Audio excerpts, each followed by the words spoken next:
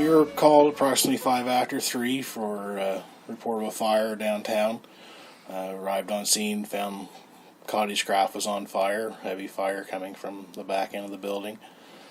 As you can see, there was quite a few guys on scene, firefighters on scene. We had to immediately call in extra help from St. George, Oak Bay, and Blacks Harbor for assistance on it. Trying to keep it from spreading to the rest of the buildings downtown.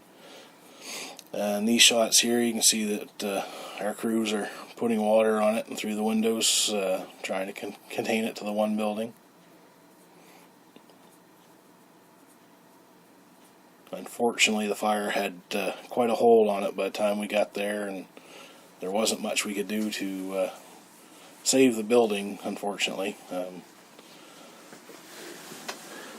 This time-lapse video shows how the fire was spreading through the building and up through the roof in spots. Yeah, we have a bunch of single shots, and then there's comes some video, which I've slowed down to more normal speed. Time-lapse really shows it, the way it spread through. Starting to see some paramedics and some RCMP officers on scene. St. George Fire is on scene with us there at this point in time. What was the most challenging thing about it? Just trying to keep it to the one building. Luckily the wind was blowing down the beach and not back towards Water Street, so that helped us immensely. Just being able to keep it in that one spot. And the unfortunate thing is, with these old dry buildings in town, once it gets a good foothold, it takes a lot to put them down. So this started on the second floor, do you think? Or? I'm not 100% sure where it did start. The Office of the Fire Marshal for the province is investigating it, so once they take over the investigation, it's hard for the rest of us to get anything. It started in the sort of the newer wing, I guess, and then moved up into the old. Through with the metal roof. It's hard to get into the fire to put it out, so it takes a while. That was one of the reasons we called Blacks Harbor over. They have an aerial truck that was able to get up above it and it comes on later. down. We'll see that later on. How long did it take them to get here? From the time I called them, they were here probably within 30 minutes, so they're not too bad. They were already up anyways.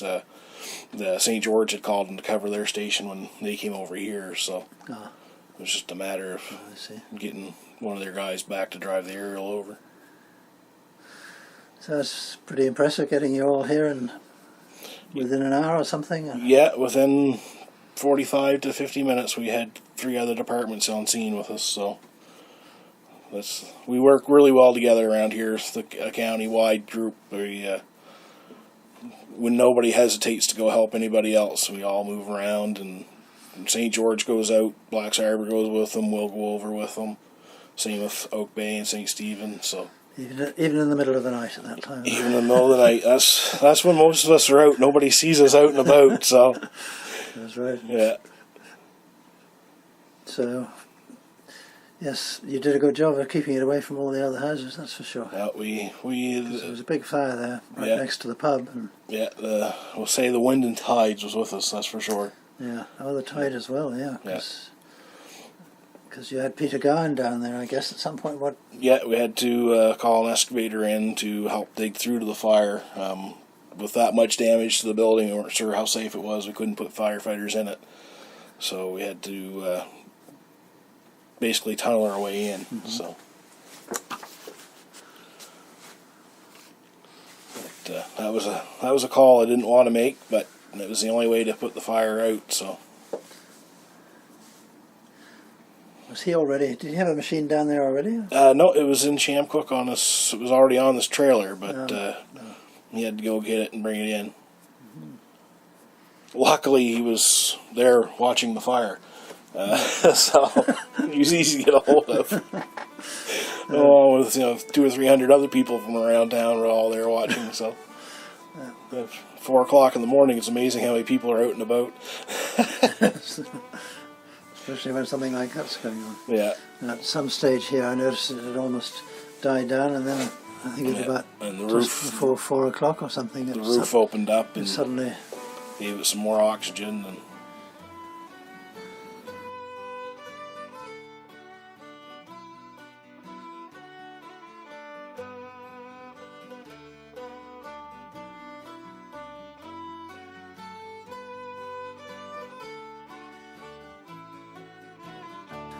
So is there anything that you would do differently if you... It seemed to me that you were all pretty well no, organised. it was, everybody was where they needed to be, and we were doing what needed to be done. And unfortunately, it had such a foothold on us. Did what you could. We did what we could, and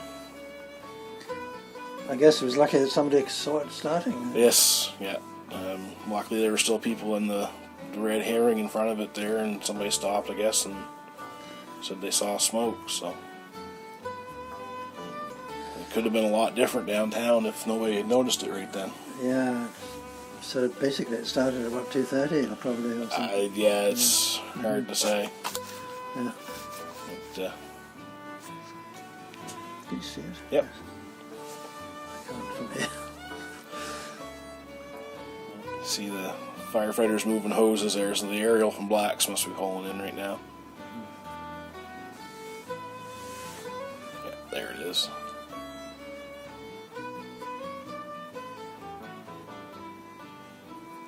Yeah, I got the time off the still shots, had times on them, so I just put them on as a record. But this time-lapse video that Kirk took is amazing. Like, it's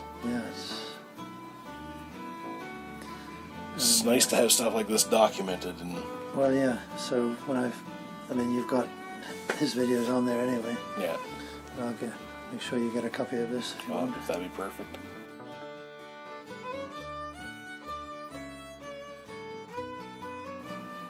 There goes the aerial up. It takes longer to see it through. Yeah. Once we're able to get it up above the fire and fight it from above, then it makes a huge difference. Yeah, and so that's from Blacks Harbour. Yeah. So it's an old Department of Defense truck they picked up at an auction somewhere. Oh, really? Yeah. It's not the one they rolled over last year? No, it was an old tanker. Mm-hmm. Oh, yes. It was a very lucky day for the driver there, too. He wasn't hurt, so. Yeah, I imagine. They're big, formidable trucks, but it doesn't take much to put them on their side, unfortunately. So this ladder didn't have anybody on top of it? One of their firefighters went up and ran the nozzle. Yeah, I thought so, because you they can't can really control. see. They can control it from down below, but one of their firefighters did climb up and run it from up above. Mm-hmm. So that puts them 55 feet in the air and looking straight down on it. So It certainly doused it. yeah, there we go. We're getting water from the tower now. And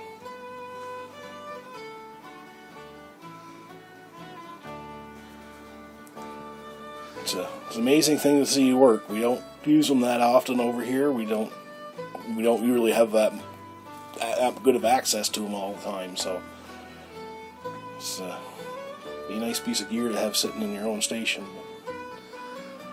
Yeah, it certainly put an end to that, didn't it? The worst of it.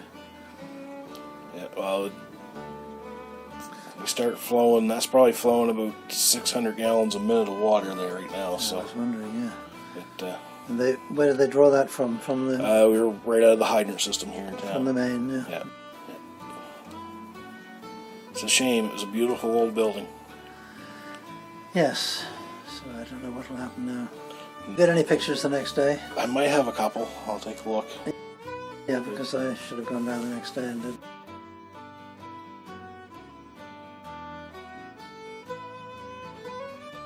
I went down later at high tide. Yeah. Some pictures at the end here.